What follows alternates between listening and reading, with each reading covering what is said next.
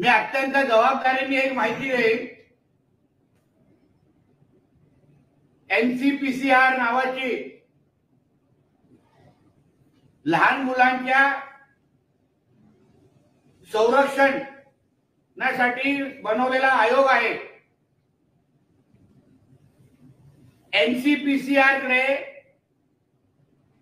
आदित्य ठाकरे संदर्भात लहान मुलांच्या छळण्याबाबत 3 तक्रारी दिल्या आहेत की नाही याचा खुलासा उद्धव ठाकरे आणि आदित्य ठाकरेंनी करावा। आदित्य ठाकरे आणि लहान मुलांचा काय संबंध आहे? उद्धव ठाकरे जेव्हा मुख्यमंत्री होते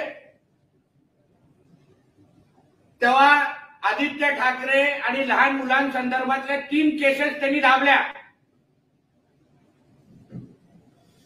काय कारण होतं? आता बदलापूरमध्ये जो काय निर्घृण घटना झाली आणि त्याबाबत आमचं पोलीस खातं आणि सरकार कुठलेही दयामाया न दाखवता आरोपींवर कडक शिक्षा किंवा फाशीच झाली पाहिजे या भूमिकेवर आम्ही सगळेजण ठाम आहोत आणि त्या पद्धतीची कारवाई सुरू आहे। पण ह्या उद्धव ठाकरेंचं सरकार असताना, स्वतः मुख्यमंत्री असताना स्वतःच्या मुलांनी लहान मुलांसंदर्भात गेलेल्या घाणेरड्या कृत्याबद्दल अगर उद्धव ठाकरेंनी स्वतः माहिती दिली नाही तर मी या 3ही केसेस संदर्भात जे एनसीपीसीआर कडे आहेत त्याबद्दल स्वतः पत्रकार परिषद घेऊन महाराष्ट्राला माहिती देणार। ह्याच्या घरात ह्याच्या पोटी एक विकृत आणि एक घाणेरडा मुलगा जन्माला आलेला आहे म्हणून हेही कुठल्या नैतिकतेने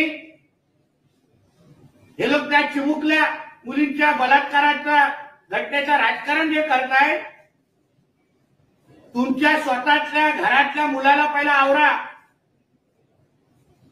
नाहीतर लहान मुलांचा आणि त्यांच्या पालकांचा एक मोठा मोर्चा मी स्वतः मातोश्रीवर काढीन आणि आम्हाला आदित्य ठाकरेकडून संरक्षण द्या अशी मागणी मी करीन। म्हणून दुसऱ्यांवर आरोप करण्या अगोदर संजय राजाराम राऊत आणि त्याचा मालक उद्धव ठाकरे यांनी त्याच्या घरातल्या या नराधामाला पहिला आवरावं, नाहीतर एनसीपीसीआर कडे जे काही तक्रारी झालेल्या आहेत त्या तक्रारदार सकट मी मोर्चा काढणार।